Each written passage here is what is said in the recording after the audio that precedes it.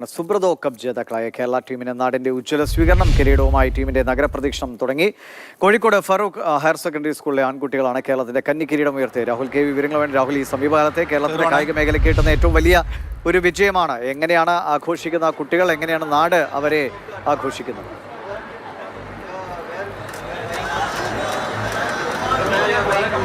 തീർച്ചയായും അത്രയും സന്തോഷം തരുന്ന ഒരു വാർത്ത തന്നെയാണ്. ഇതാണ് നമ്മുടെ കിരീടം.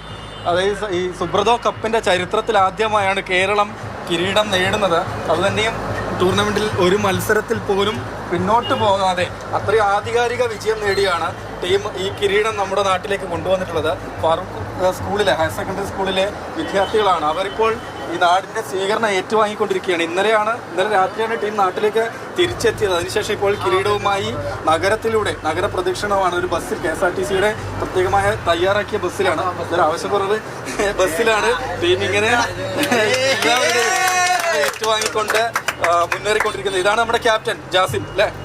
എങ്ങനെ ഉണ്ടായിരുന്ന ഒരു കിരീട നേട്ടം, ആ ഒരു കളിയൊക്കെ എങ്ങനെ ഉണ്ടായി? നാട്ടിലേക്ക് വന്നിട്ട് ലഭിക്കുന്ന സ്വീകരണമൊക്കെ എല്ലാം നന്നായിരുന്നു. വളരെ സന്തോഷമുണ്ട്. സ്വാഭാവികമായിട്ടും നാഷണൽസാണ്, ടഫ് ഉണ്ടായിരുന്നു.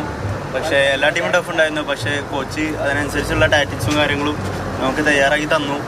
അതുകൊണ്ട് മാത്രമേ നമുക്ക് ജയിക്കാൻ പറ്റൂ. എല്ലാ ടീമും നമ്മളെക്കാട്ടും സ്ട്രെങ്ത്തിലായാലും ഫിസിക്കലായാലും. പക്ഷേ കോച്ച് അതിനനുസരിച്ചുള്ള ടാക്ടിക്സും ഗെയിം പ്ലാനും നമുക്ക് കണ്ടറിഞ്ഞ് തയ്യാറാക്കി തന്നു. അതുകൊണ്ട് മാത്രമാണ് ജയിച്ചത്.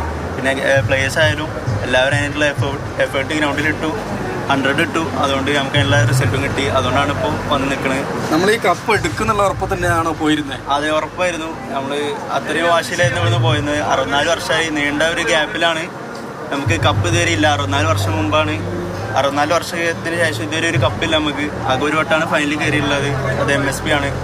അതിന് ശേഷം 10 വർഷത്തിന് ശേഷമാണ് നമ്മൾ ഈ കപ്പ് എടുക്കുന്നത്. വളരെ സന്തോഷമുണ്ട് ഈ ടീമിൻ്റെ ഒരു ഭാഗം കഴിഞ്ഞാൽ. Thank you. ഈ കിരീടം മാത്രമല്ല, മികച്ച താരം അതുപോലെ മികച്ച പരിശീലകനും ഒക്കെ തന്നെ നമ്മുടെ ആളുകൾ തന്നെയാണ്. ഇദ്ദേഹമാണ് ഈ ടീമിൻ്റെ പരിശീലകനും. കപ്പ് കൊണ്ടുവന്നു അല്ലേ? കൊണ്ടുവരണം എന്നുള്ള ലക്ഷ്യത്തോടെയാണ് നമ്മൾ വർക്ക് ചെയ്യുന്നത്. നമ്മളെ കുട്ടികൾ കഠിനമായ പ്രയത്നിച്ചിട്ടുണ്ട്, അതിന് ഹാർഡ് വർക്ക് ചെയ്തിട്ടുണ്ട്. അവർ പലതും ത്യജിച്ചിട്ടുണ്ട്. അപ്പോൾ ഈ ട്രോഫി 64 വർഷമായി ഞാനൊരു കോച്ചാണ്. എൻ്റെ ഗുരുനാഥന്മാരും എല്ലാവരും പ്രയത്നിച്ചു. അത് എനിക്ക് എൻ്റെ ഒരു ഹെഡ് കോച്ചായി എനിക്ക് ആ ട്രോഫി ഇവിടെ കൊണ്ടുവരാൻ പറ്റി.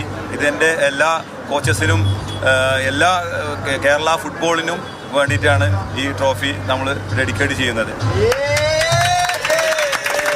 എല്ലാ താരങ്ങളെയും സംബന്ധിച്ച് ഒരാഗ്രഹം സ്വന്തം നാടിലൂടെ കിരീടമായി പോവുക തന്നെയാണ് അല്ലേ? അപ്പോൾ ഈ രണ്ട് ഭാഗത്തും ബസ്സിൻ്റെ രണ്ട് ഭാഗത്തും ആളുകൾ കൈവീശി കാണിക്കാനൊക്കെ ഉണ്ടല്ലോ. എത്രത്തോളം സന്തോഷമുണ്ട്? വളരെ അഭിമാനം തോന്നുകയാണ്. കപ്പടിച്ചു വളരെ അഭിമാനമുണ്ട്. ഏറ്റവും കൂടുതൽ ഞാൻ നന്ദി പറയുന്നത് കോച്ചിനോടും ക്ലബിനോടാണ്. കോച്ച് ഞങ്ങൾക്ക് വേണ്ടി വളരെയധികം പ്രാക്ടീസും അതും ഇതൊക്കെ തന്നിട്ട് ഞങ്ങൾക്ക് ഓണത്തിന് ലീവ് പോലും തന്നില്ല. അതിനുവേണ്ടി സാറിനോട് അപ്പോൾ ആ സമയത്ത് മിക്ക പ്ലേസിലും ദേഷ്യം ഉണ്ടായിരുന്നു. ദേഷ്യമല്ല, ഒരു ഇതുണ്ടായിരുന്നു. പക്ഷേ സാറപ്പോൾ പറഞ്ഞിട്ടുണ്ടായിരുന്നു ഇതിനും വലിയ സന്തോഷം അതല്ല, അതിനേക്കാൾ വലിയൊരു സന്തോഷം കിട്ടാനുണ്ട്. ആ സന്തോഷം ഇപ്പോൾ കിട്ടിയോ വളരെയധികം സന്തോഷമാണ്. കുറേ ഞങ്ങൾ 3-4 മാസം അതിന് ഈ കപ്പിന് വേണ്ടി പ്രാക്ടീസ് ചെയ്തായിരുന്നു. പോയപ്പോഴും ഞങ്ങൾ വാശി തന്നെയായിരുന്നു, കപ്പടിക്കുന്നുള്ള വാശി തന്നെയായിരുന്നു പോയത്. അത് സാധിച്ചപ്പോൾ വളരെ സന്തോഷമുണ്ട്.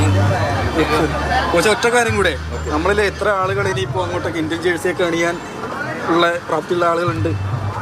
എല്ലാവരും, ഞാൻ ആരെയും കുറച്ച് കാണിക്കില്ല. എല്ലാവരും ടാലൻറ്റിൻ്റെ കുട്ടികളാണ്. അത് ടാലൻറ്റ് മാത്രം പോരാ, നമ്മുടെ കേരള പ്ലേയേഴ്സിന് ടാലൻ്റ് ഉണ്ട്. പക്ഷേ പ്രോപ്പർ ട്രെയിനിങ്ങും ഫെസിലിറ്റീസും കുറവാണ് ഇവിടെ. നമ്മളെ കൂടെ ഇപ്പോൾ ഈ കുട്ടികളുടെ കൂടെയും എൻ്റെ കൂടെയും ഗോകുലം കേരള FC എന്ന ഒരു വലിയൊരു ടീം നമ്മുടെ ബാക്കിലുണ്ട്. അതാണ് ഇവരെ മെയിൻ ശക്തി. കാരണം ഇവർക്ക് വേണ്ടത് എല്ലാതും ഗോകുലം ചെയ്യുന്നുണ്ട്. അതിന് ഫുട്ബോളിനെ ഇത്രയും സ്നേഹിക്കുന്ന ഒരു പ്രസിഡന്റാണ് നമ്മുടെ പ്രവീൺ സാർ എന്ന് പറയുന്നത്. പ്രവീൺ സാർ എല്ലാം ചെയ്യുന്നുണ്ട്. ഡൽഹിയിൽ വന്നിട്ട് ഇത്രയും വലിയൊരാൾ, ഇത്രയും തിരക്കുള്ള ഒരാൾ ഡൽഹിയിൽ വന്ന് ഇവരെ കളി കാണാൻ ഡൽഹിയിലെത്തി. ഇവർക്ക് ഫ്ലൈറ്റ് ടിക്കറ്റ് എന്താണ് ഇവർക്ക് വേണ്ടത്, കോച്ച് എന്നെ വിളിച്ചിട്ട് കോച്ച് എന്താണെങ്കിലും കുട്ടികൾക്ക് എന്താണ് വേണ്ടത് അത് ചെയ്യണം, അവർക്ക് എന്ത് ചെയ്യണം അതൊക്കെ ചെയ്യണം എന്ന് പറഞ്ഞത്. അപ്പോൾ അങ്ങനത്തെ ഒരു ടീം നമ്മളെ ബാക്കിലുണ്ട്. അതാണ് നമ്മളെ വലിയ ശക്തി.